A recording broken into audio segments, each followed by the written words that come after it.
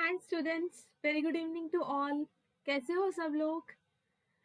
सो students, हमने last class में laws of motion, Newton's laws of motion chapter complete कर लिया था। आई होप सबने उसके क्वेश्चंस ट्राई किए होंगे। नेक्स्ट चैप्टर है हमारा एनएससीजीएस के सिलेबस में ग्रेविटेशन। अब स्टूडेंट्स, ग्रेविटेशन चैप्टर वैसे तो बहुत इजी है, बट मैंने जो अभी तक ऑब्जर्व किया है, मैंने ये ऑब्जर्व किया है कि स्टूडेंट्स को ये चैप्टर बहुत टफ लगता है। वाई सो?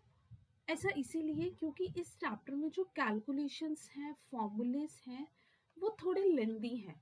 तो इसी वजह से एक फोबिया लगा लो कि उस वजह से हमें डर लगता है, अरे ग्रेविटेशन चैप्टर तो बहुत टफ है।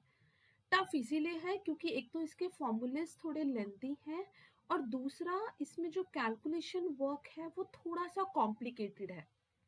सो आज की क्लास में हम क्वेश्चंस को सिंप्लीफाई करना सीखेंगे कि कैसे हम अपने क्वेश्चंस को सिंप्लीफाई कर सकते हैं, right? So let's start with the chapter gravitation. So students, हमारे सिलेबस में इसमें जो फर्स्ट टॉपिक है, बहुत ज़्यादा टॉपिक्स नहीं है इसमें, तो हमारे सिलेबस में जो इसका फर्स्ट टॉपिक है वो है हमारे पास न्यूटन्स लॉ ऑफ ग्रेविटेशन। इसके दो पार्ट्स हैं, एक फ्लूइड्स पार्ट अलग है। अभी मैं सिर्फ फ्लूइड्स पार्ट नहीं डिस्कस कर रही हूँ, मैं सिर्फ ग्रेविटेशन के बारे में डिस्कस कर रही हूँ कि हमारे यूनिवर्स में ग्रेविटी कैसे रोल प्ले कर रही है, ग्रेविटी कहाँ कहाँ रोल प्ले कर रही है, ग्रेविटी रोल कैसे प्ले कर रही है, कौन कौन से मतलब फिनोमिनाज है। मतलब अगर मैं acceleration due to gravity calculate करती हूँ, सो ये एक्सेलरेशन ड्यू टू ग्रेविटी हमारे पास कैसे एक्ट करता है।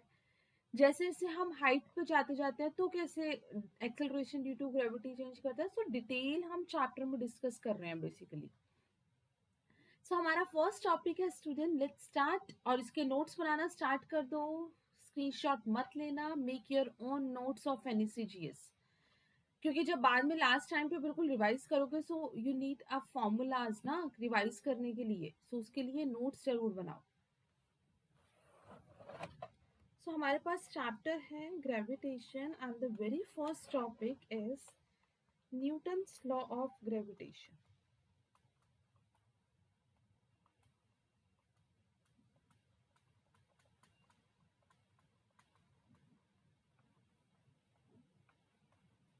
अब स्टूडेंट्स, हमारे पास ये न्यूटन्स लॉ ऑफ ग्रेविटेशन क्या है?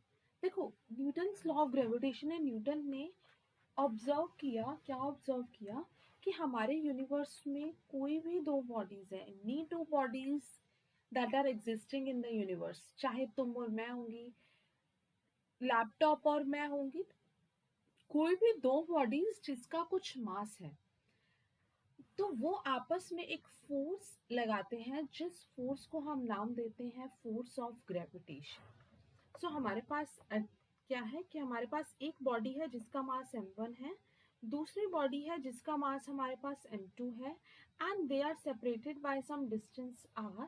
सो अब स्टूडेंट्स, इसमें जो फोर्स लग रहा है वो फोर्स हमारे पास किसके इक्वल होता है? Capital G m1 m2 by r square.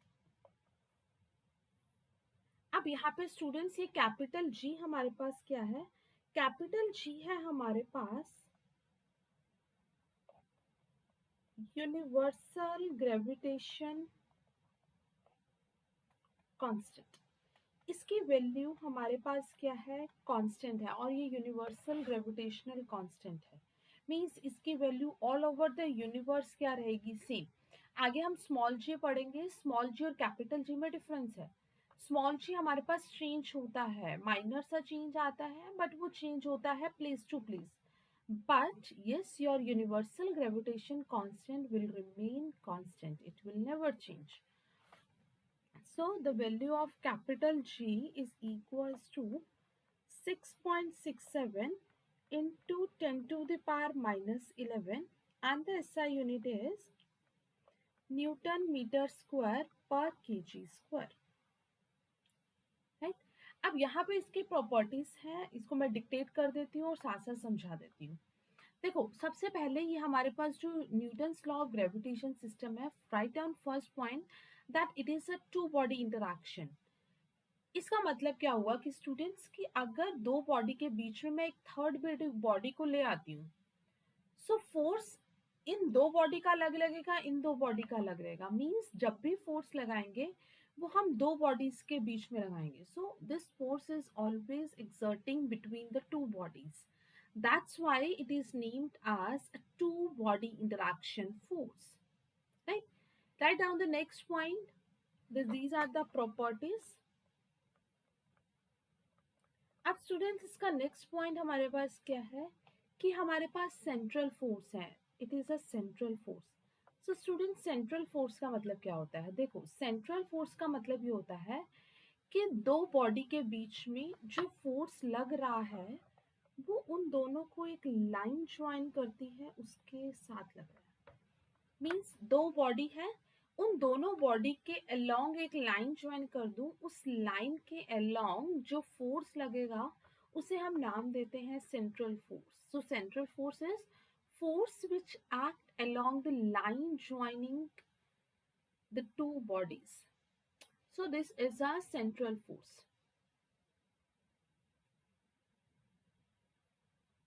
Third है, it is a conservative force. Conservative force simple ये पढ़ा हुआ है। कंजर्वेटिव फोर्स का मतलब क्या होता है कि जो फोर्स लग रहा है, ग्रेविटेशन फोर्स, ये हमारा पाथ के इंडिपेंडेंट रहता है। हम कोई भी पाथ फॉलो करें, डजेंट मैटर। मीन्स चाहे मैं यहाँ से यहाँ फोर्स देखूं, चाहे मैं यहाँ से यहाँ फोर्स देखूं, सो फोर्स हमारे पास क्या रहेगा? Same. So it's a conservative force. Next, very important point, that this force is the weakest force in nature.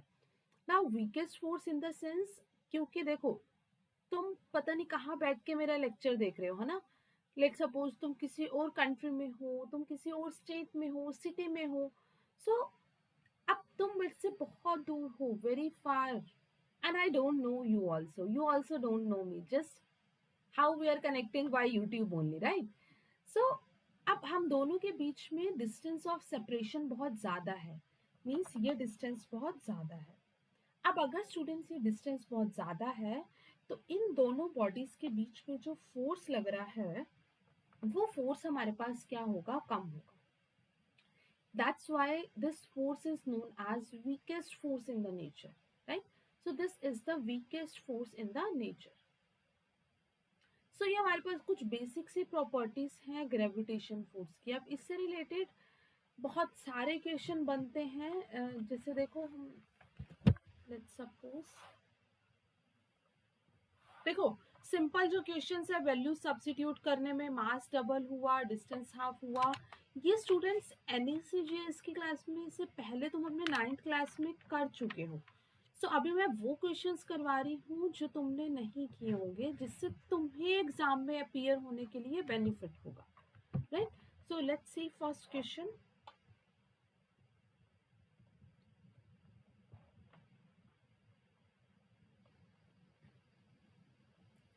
Two bodies A and B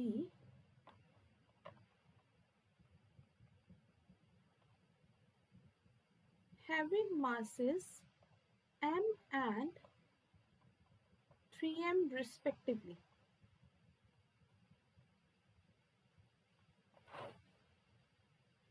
are kept at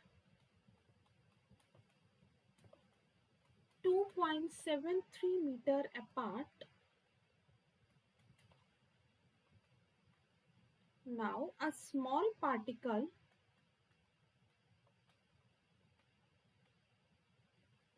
of mass m is to be placed so that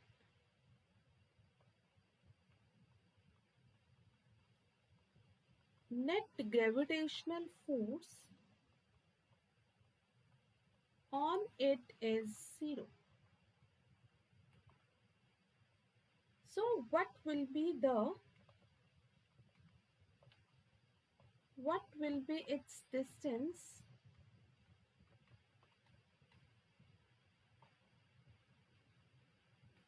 from body A?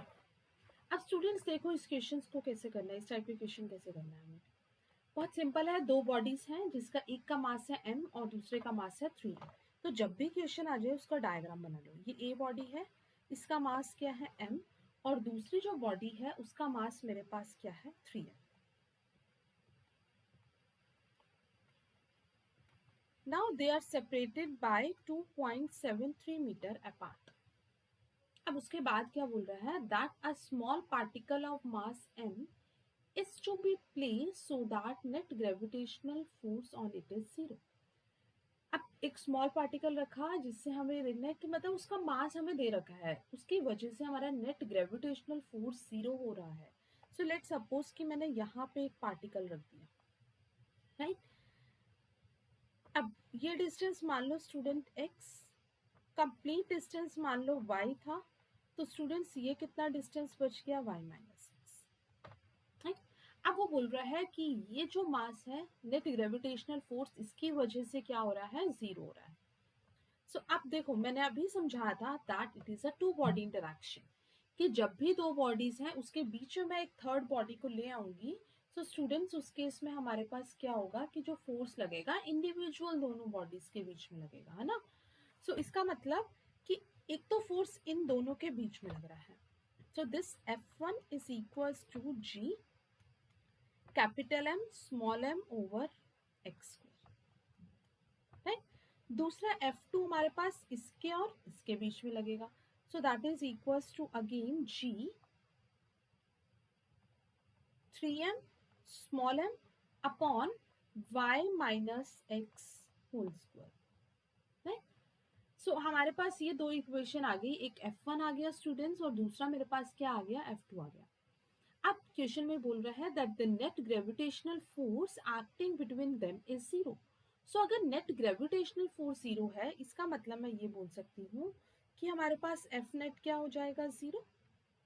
अब F net 0 होने का मतलब क्या हो गया कि मैं ये लिख सकती हूँ F1 minus F2 is equals to 0। अगर F1 माइनस F2 0 है स्टूडेंट्स, तो F1 किसके इक्वल हो गया, F2 के। F1 है G m over x square, F2 है 3 आगे आ गया 3 g over y minus x. So ये g कैंसल हो गया। सो यहाँ से स्टूडेंट्स हमारे पास क्या आ गया,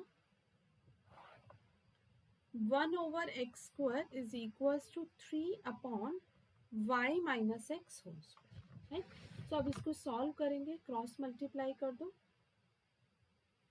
अब यहाँ पे देखो पहली बात तो कि हमारे पास ये स्क्वायर है, ये स्क्वायर है। सो स्क्वायर से स्क्वायर कैंसिल करेंगे, मीन्स दोनों साइड रूट ले लेते हैं। So 1 by x that is equals to √3 over y minus x. Cross multiply किया, y minus x is equals to √3x। So y की वैल्यू क्या होगी, √3x माइनस एक्स उधर गया तो x हो गया, x you can take it as common √3 plus. So यहाँ से स्टूडेंट अगर मैं x कैलकुलेट करूंगी, सो x मेरे पास कितना आ गया, y अपॉन √3 प्लस 1, मीन्स ये x की वैल्यू आ गई। अब इसको फर्दर सॉल्व करोगे सो आंसर आ जाएगा।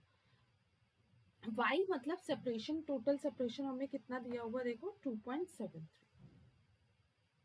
सो ये हमें कितना दे रखा है 2.73, ये कितना हो गया 2.73 प्लस √3, सॉरी √3 की वैल्यू हमारे पास क्या है 1.73 plus 1, that is 2.73 upon 2.73, that is 1 metre.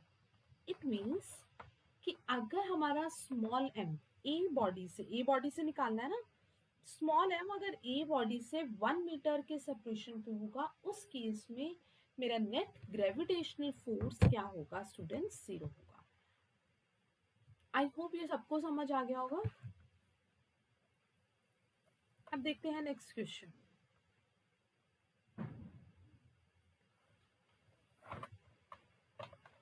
Question number 2।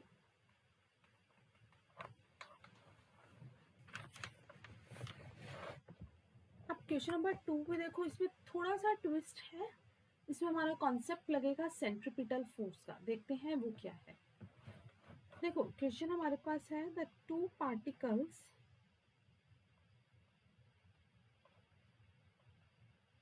of equal mass m are moving round a circle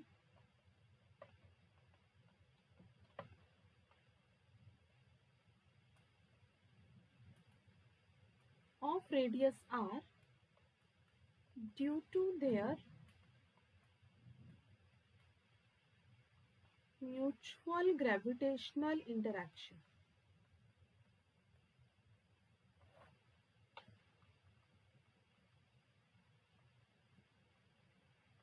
Find the time period of each particle.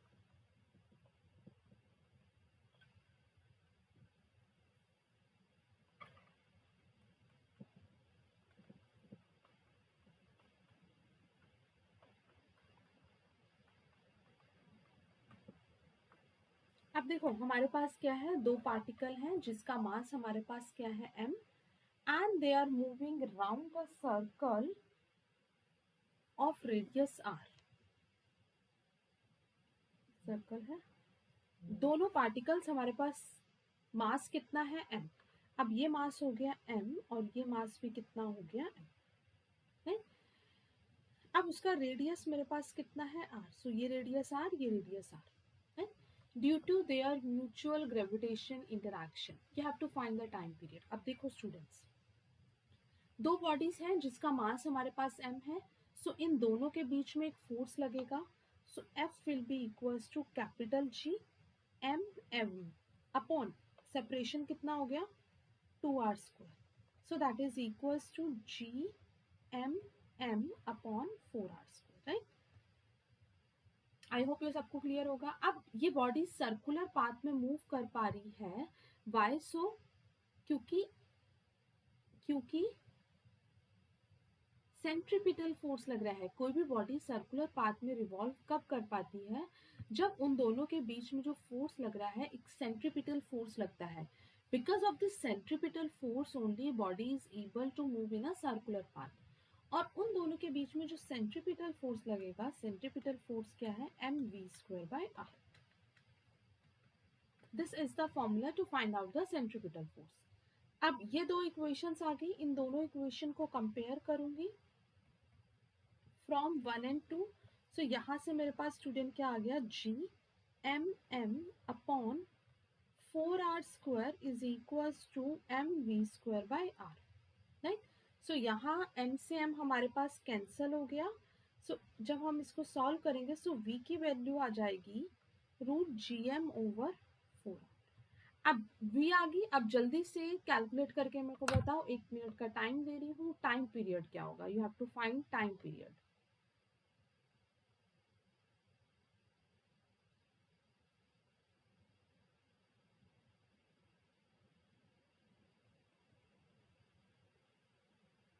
So students you have to find time period. So time period हमारे पास क्या है? Distance by speed. Right, so distance means in the sense that is body is moving in a complete circular path, circumference of the circle. So that is equals to 2 pi r by v. So this must be equals to 2 pi r. V is under root gm/4r. So अब इसको जब solve करेंगे हमारे पास ये 4 है, 4 का root होगा 2, ये ऊपर चला जाएगा. सो ये हो जाएगा 4 पाई ओवर √gm. ये r1 और यहाँ पे ये ऊपर चला जाएगा √r, तो यहाँ पे हो जाएगा r3/2. So this is the time period. It's a very important case of this topic. Right, so I hope ये सबको क्लियर होगा. स्टूडेंट्स अगर कोई डाउट है so again you can ask me in comments. But yes, you have to study. You have to try more and more question related to this topic only. So let's study the next topic. So your next topic is simply the acceleration due to gravity.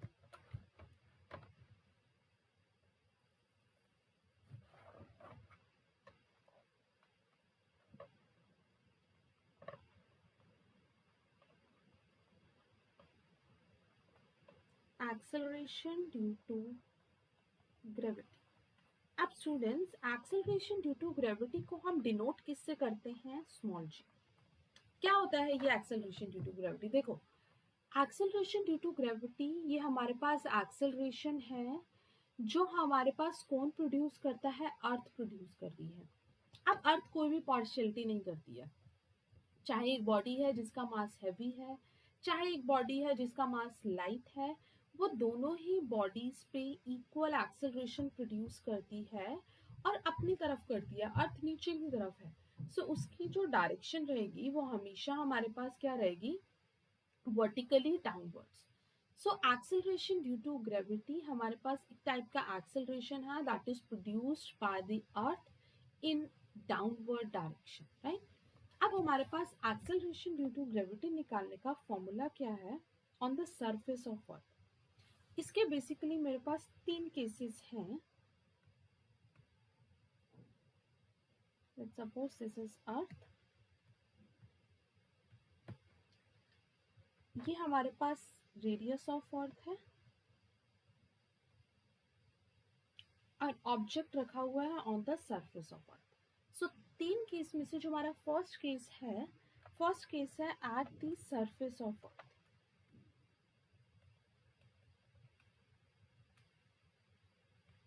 सो अगर मैं earth के surface से बात करती हूँ, so students, acceleration due to gravity निकालने का formula हमारे पास क्या है?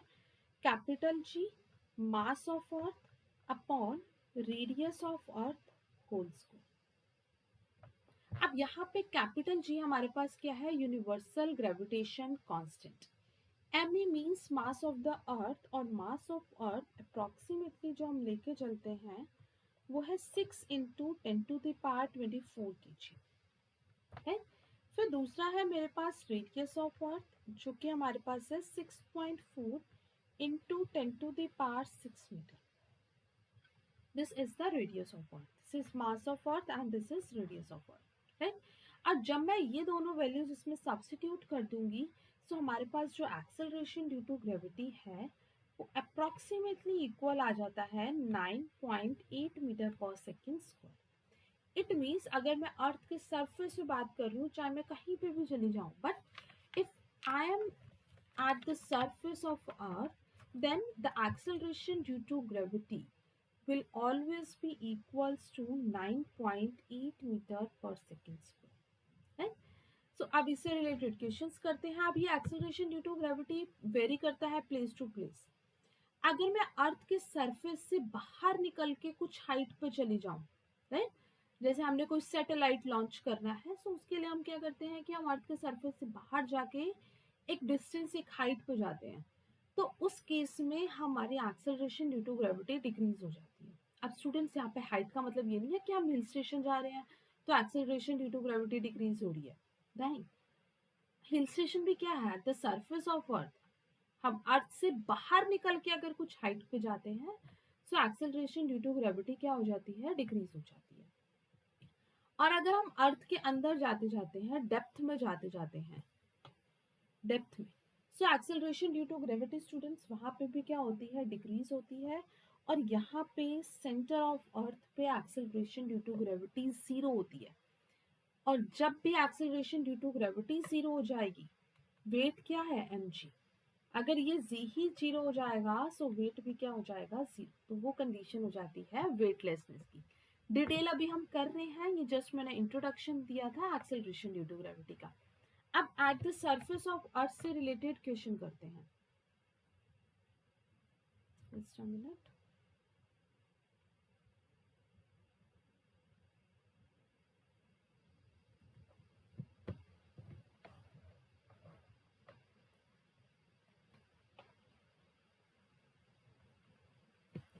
Next question is,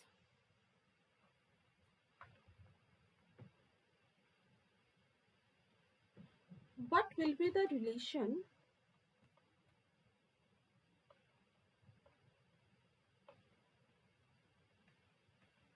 between acceleration due to gravity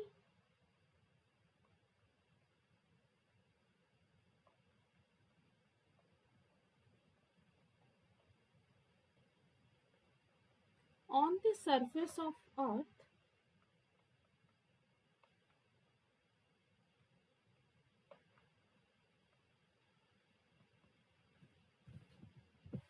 found on a planet respectively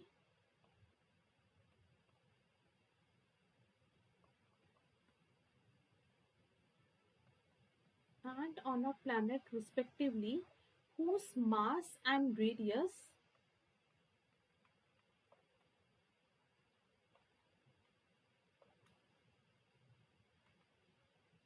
are twice that of Earth.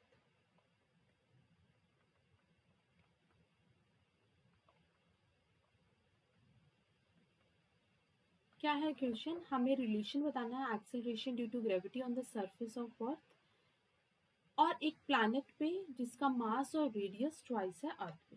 अच्छा देखो, लेट कर लेते हैं कि जो एक्सेलरेशन ड्यू टू ग्रेविटी है प्लैनेट पे अज्यूम कर लेते हैं, मान लो वो है जी। सो फॉर्मूला क्या है? Capital G, mass of planet over radius of planet whole square है। अब क्वेश्चन में क्या बोल रहा है कि यहाँ पे जो मास ऑफ प्लैनेट है वो हमारे पास क्या है? ट्वाइस, और रेडियस भी क्या है students? Twice. So mass of planet हमारे पास क्या है? Twice the mass of earth, और रेडियस ऑफ प्लैनेट भी क्या है? Twice the radius of earth. यहाँ पे पुट करेंगे सो ये हो जाएगा capital G, mass of planet that is 2 me upon radius of planet so that is 4re square. So ये कैंसिल हो जाएगा 2, so that is GME over 2re square. इसका मतलब स्टूडेंट्स कि हमारे पास जो प्लैनेट है ये GME ओवर आर स्क्वायर, अर्थ का एक्सेलरेशन ड्यू टू ग्रेविटी, सो वो अर्थ के एक्सेलरेशन ड्यू टू ग्रेविटी से क्या हो गई?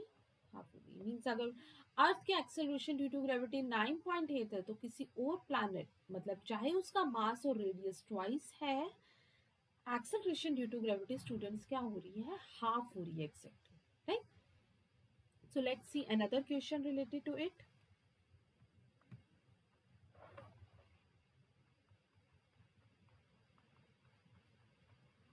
Now a spherical planet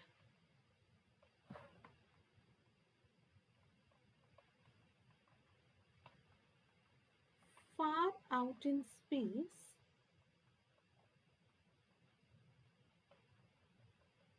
has a mass m0 and diameter d0.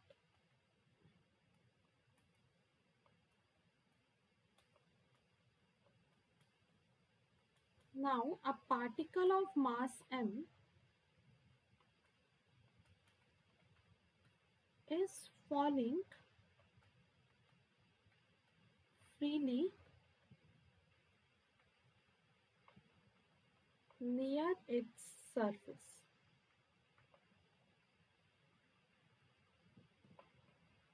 What will be the